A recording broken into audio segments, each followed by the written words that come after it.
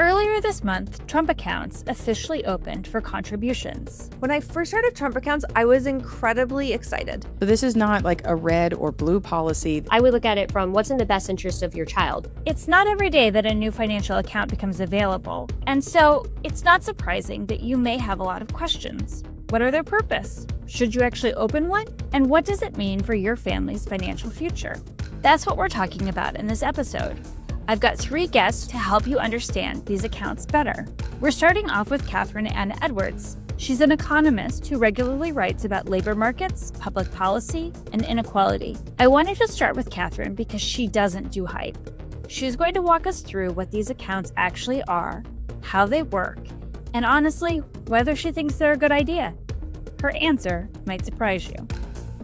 I'm Lindsey Stanberry, and this is Family Money. I've been interviewing people about their money stories for more than a decade, and I've been a mom for just about as long. Needless to say, I have lots of thoughts on kids and money. You really talk about how women tend to feel uncomfortable talking about money. Yeah. Why do you think that is? It's scary, right? I hear from people who want to have kids all the time. How do you actually afford to have a kid? But that's why we're here. That's what we're doing with Family Money. We're offering you advice and tips and tricks, and you're going to hear from amazing experts to help put you at ease. Welcome to Family Money.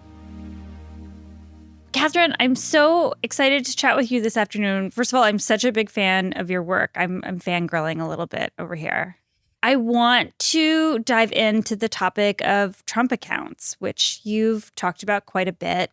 They're a brand new savings account for kids. They're a little confusing. Can you just give us sort of an overview of what these accounts are and how they work? So the notion of Trump accounts, they were created in the One Big Beautiful Bill. Right. Is that anyone who is under a certain age can have an account opened on their behalf. This account is a way to collect savings up to a cap that you can put in any given year to basically pass over to a kid. It kind of converts into an IRA when they turn 18 that they can use for things like school, paying for a house, starting a business, what have you. The experiment that was included, or kind of the pilot project that was included in the One Big Beautiful Bill, was that kids born in this administration will have $1,000 seeded. What makes these accounts, 401ks included, so successful is auto enrollment. I mean, I know we all like to think that we are individually very good at saving, but statistically you're not. And before 401ks had auto enrollment, it was mainly maybe a third of people who signed up for them. And it was only when you were auto enrolled that you got participation in, say, the high 80s. So we know that the key to getting people to save is to default them into a savings plan. The idea of these child savings account is we should default children into them. Right now, families have to take the steps to sign up for it. What should they be thinking? Should families be signing up for a Trump account? People want this. People want to change the economic insecurity that so many of us feel. They want to give families access to savings. Like this, people want this account to work. And it has been very, very successful in state and local experiments. One of the ones that was really the early proving ground was in Oklahoma. So this is not like a red or blue policy. This is just a good idea that we need to get across the finish line. Unfortunately, we don't have a ton of evidence that the current, whoever, what is the metaphor? I said finish line. Whoever's currently leading the race, I should stop with the metaphor. But it's not clear it's going to get across right now. Right. But we have a lot in place. Yeah. For families that are interested, there's no harm to signing up. Okay. Now, that said, I am very skeptical that Trump accounts are going to work for kind of technical reasons. Okay. Yeah. Can we dig into why, what are the technical reasons that you're concerned about? We have tens of millions of children in the United States that could be eligible for these accounts. That is not a free enterprise to host them. But the rates that we want these accounts to be offered, right? We want them to be free for the people who use them. We want them to be able to have a minimum level of asset distribution, meaning that they're invested in only certain types of funds that have certain guarantees of returns. They're not very profitable. How should families be thinking about it? What else is out there? Well, there's always the 529 accounts, which are used to save for educational expenses. And those accounts are getting broader in their use. and they're now, I think, now eligible to be used even for off-campus housing.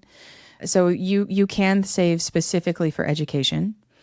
You can also set up a kind of, just set up a savings account for your kids, put them into, invest them however you want. But you can set up a savings accounts for each of your kids almost as like your own seed money, so that if the actual, they were originally called individual development accounts. And then they were called child development accounts. And then they were called like baby bonds, and then 401 kids. So, I mean, say we end up with a 401 kid account, you can think of it as, I'm going to keep some money set aside. So if 401 kid ever happens, I'm ready to fund the account for my kids.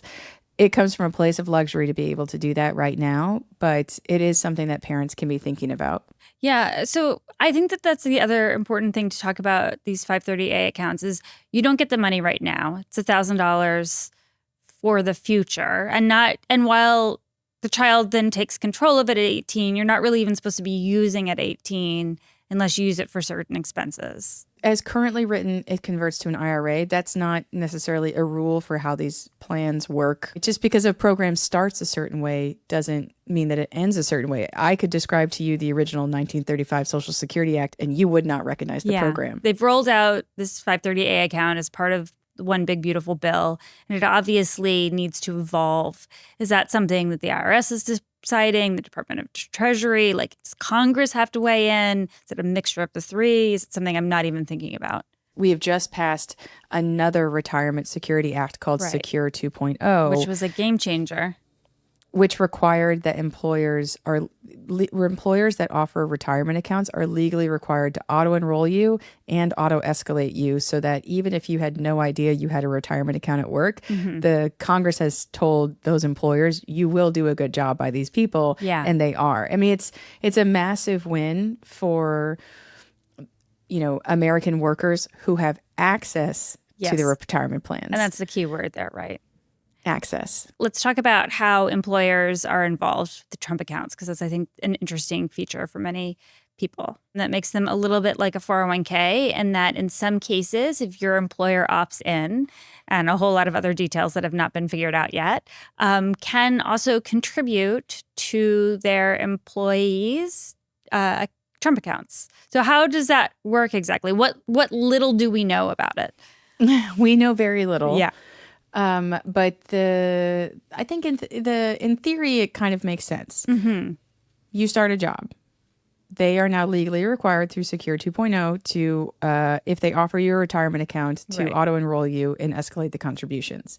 But they can put in as a secondary benefit that they will deposit money into your children's accounts. So if you have 2 kids, you work at an employer, they have a 401k, but then they also offer like a Trump account add-in where they will contribute to the kids' Trump accounts. So I think one of the things that keeps coming back up in this conversation is that still with these accounts, there's a lot of privilege if it's going to be really successful, right? You have to, 1, know about them and know to sign up, and 2, have a child born between this little window of time where you can get the seed funding, and 3, if you're very lucky, have an employer who also is going to be contributing. So who ultimately, as it stands now, does it seem like these Trump accounts are going to help the most? We don't need to learn this lesson again. If you only offer really good financial products and options to rich people, the gap between rich and poor will grow farther. And if this account is contingent on having a good employer and having financial savviness to open them, then we know what will happen. It'll just accelerate, the inequality we already see. And so instead of just having, 2 kids graduate high school, one who's got a parent going to pay for their entire college education, the other one's facing down steep loans, that kid who's got a free education from his parents already has retirement contributions more than the average 50-year-old, right? That's not what we want to happen. And I think nobody in the advocacy community wants that to happen either.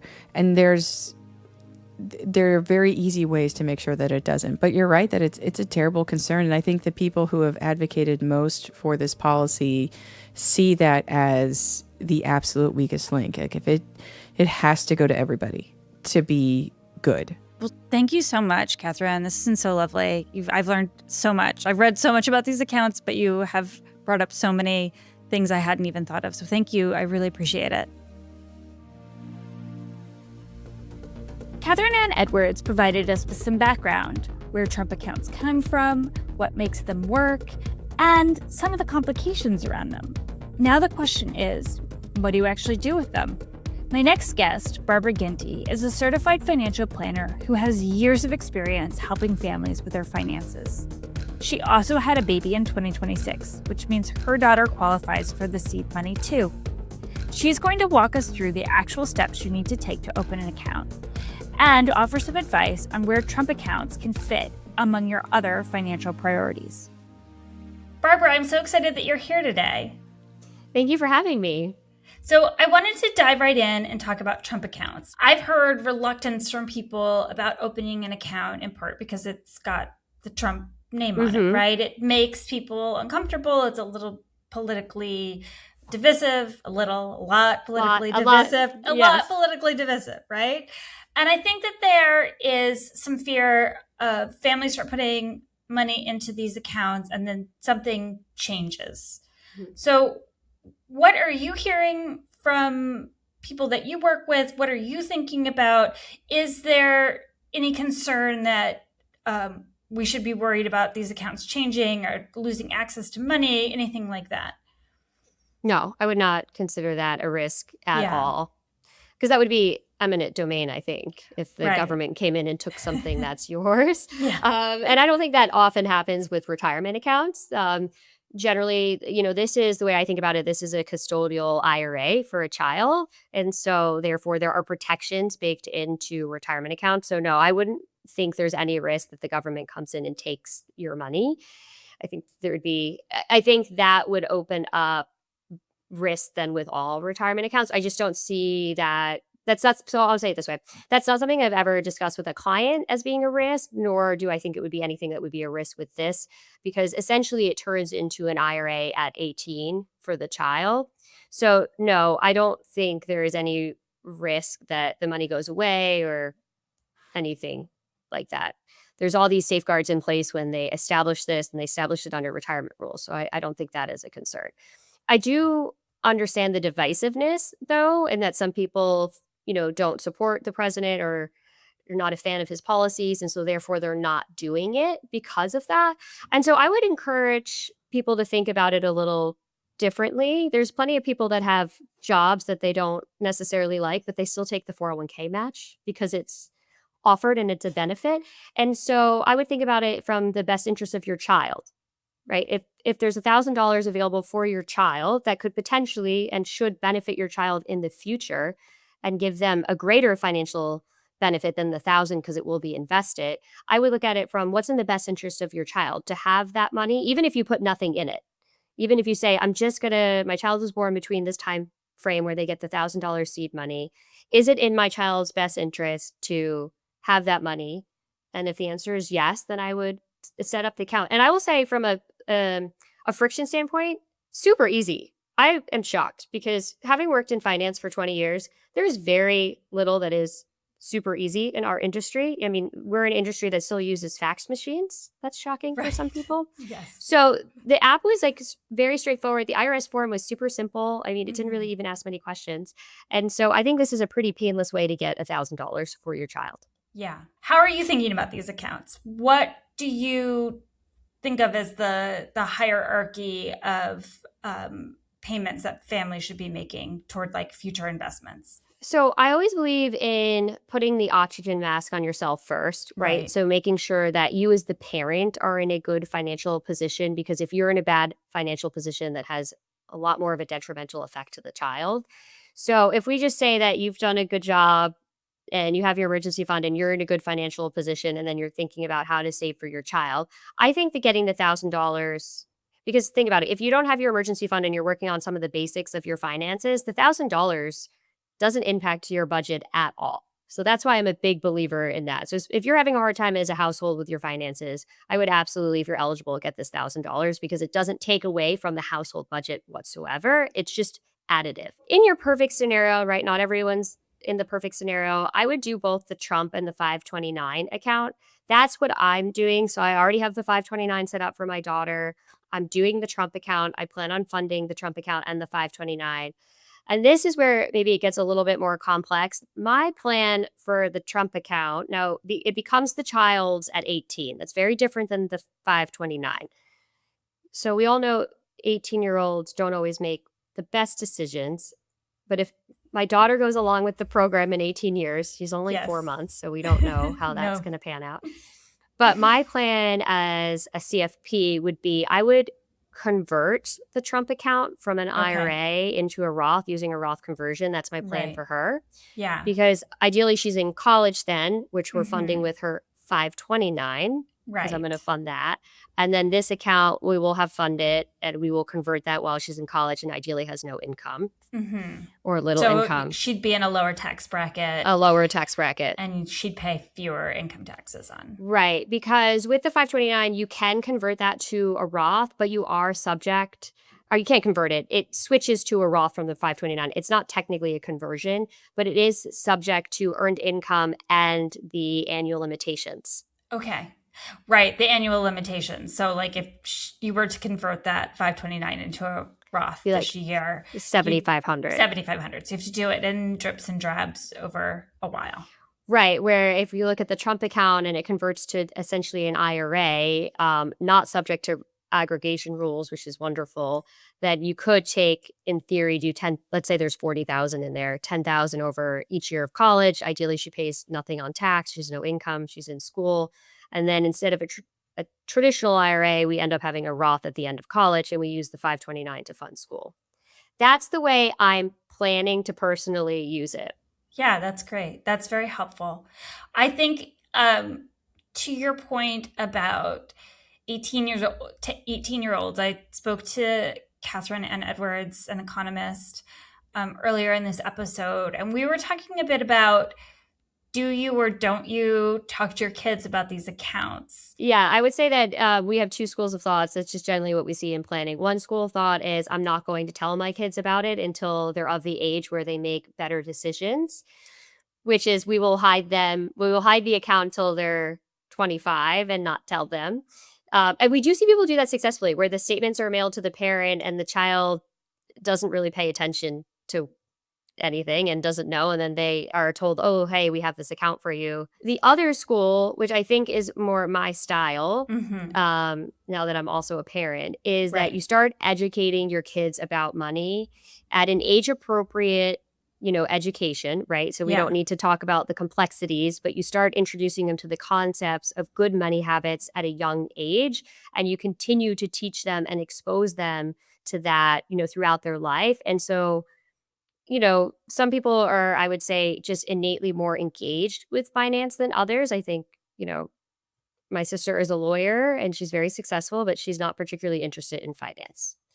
So some people are just not as engaged in others. So I think you need to kind of take a temperature on your child and see how engaged they are. But I'm more of the mindset of, I think education around finance is very important, and I think it's a great skill set. And so I kind of lean towards that school of thought rather than hiding the account till later. And what I would say with this that I think will be important, and I feel like this has been a subtext with it, is because of the different types of monies, right? So the government can do it, employers can do it, charities can do it as well, and, individuals.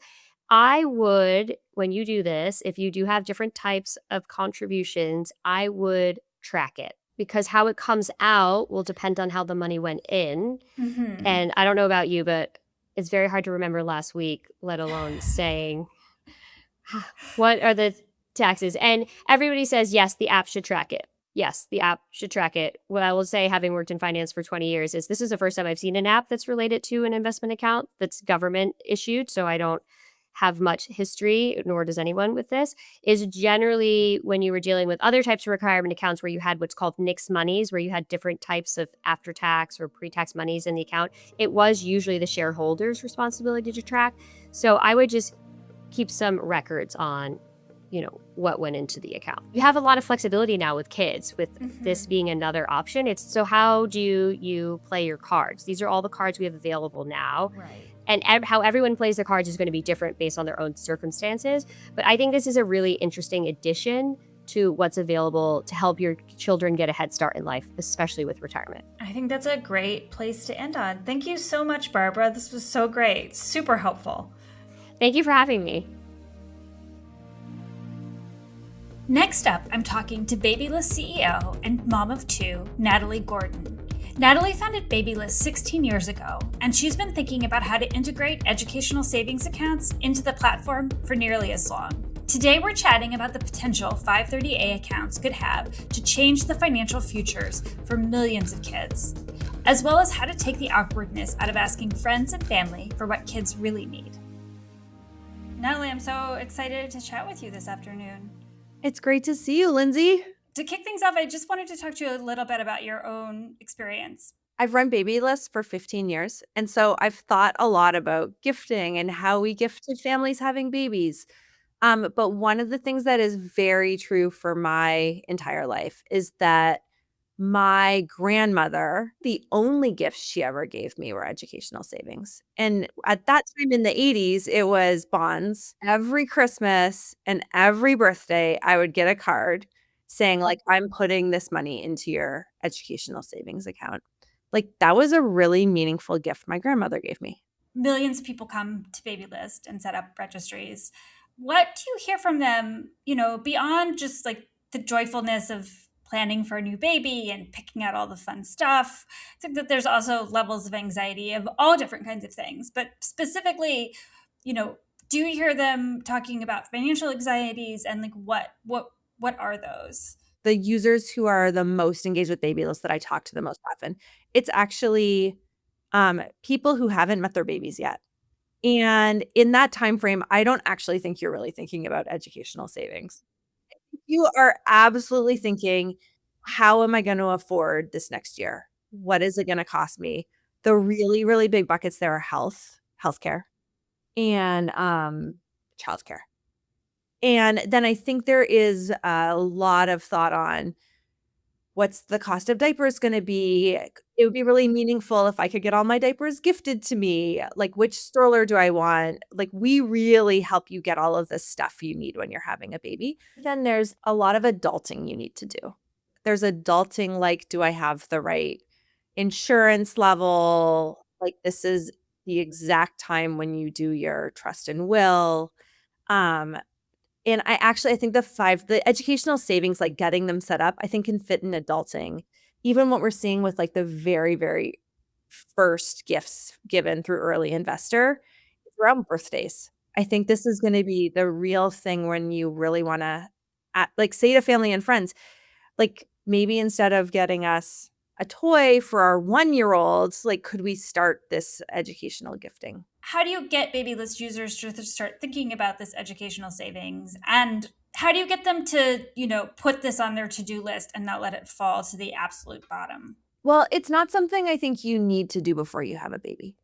But I do think it's something you probably want to do in that first year. And I think that the way the Trump accounts, the 530A accounts have been set up, it's actually really an action you take in that first year, which I think is really going to get you to consider which educational savings vehicle you are going to choose. And it's also going to like hopefully encourage you to say, like, how's my community going to contribute to this? Trump accounts rolled out this month, and we've been talking about them for a while now.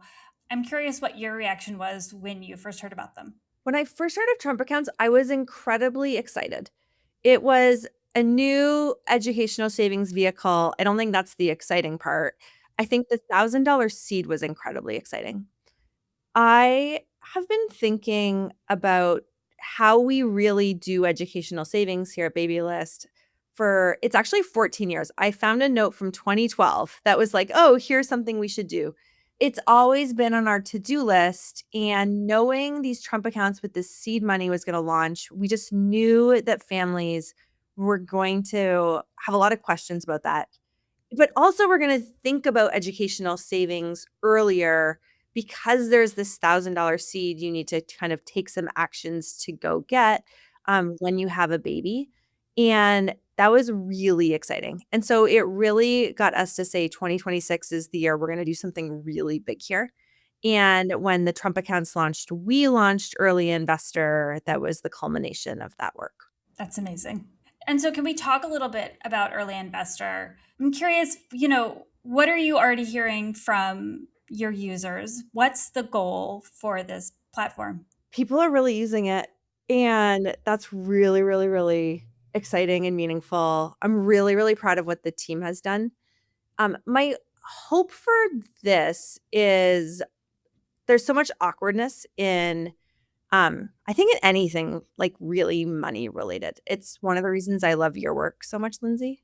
And what we heard when we were doing user research is we talked to these new parents and they're like, this is the actual gift we want. This is the actual way that we want our parents to show up and support us in holidays and birthdays. And we want to start this tradition. And then we talked to grandma, and we talked to aunts, and they're like, oh, yeah, this is what I want to give, but this feels awkward. And we talked to one grandma, and she was like, I try to gift. It's a pain in the butt. Like with this, I'm going to gift so much more. This is something that we're really good at. Like what the registry is all about is like making gifting really non-awkward, getting the stuff that you really like that is the most meaningful for your family. And so that's what it's like really exciting now to see like families actually using it and like families setting up the accounts and then like actually having people come to it and give gifts. So for a parent listening who's pregnant or has a newborn and they feel completely overwhelmed, what's one thing that you tell them to do this week when it comes to their family's financial future? Okay, so I'm going to speak to those who have their baby. They're like looking at their baby. They're looking at their baby and they're picturing this baby at the age of 18. And I think the thing that I see, it's that like your community wants to support you. Like there are these people who love you. They love this baby so much. And what we want to do is like help you start that conversation to say like, here's something really, really meaningful you could do for this baby that you love. Like, I like what you said, like, let's start that as a tradition. You should do that. You can do it obviously through Babylist Early Investor. That is why we built it. You can do that in lots of ways. And I think that's the thing that it's not just that you want them to do it. I'm just trying to say that your community wants to do this for you and for this baby. And so like, let's make that easy. Have that conversation. Like, this is a part that actually shouldn't be awkward. Like, we're trying to make it not awkward. I think if we were really like, what does success look like? It's that like you have this like a little awkward conversation once and like we're actually setting up kids for this future in such a better way. Like, it's empowering. Thanks so much for being here. Be sure to follow Family Money wherever you get your podcasts.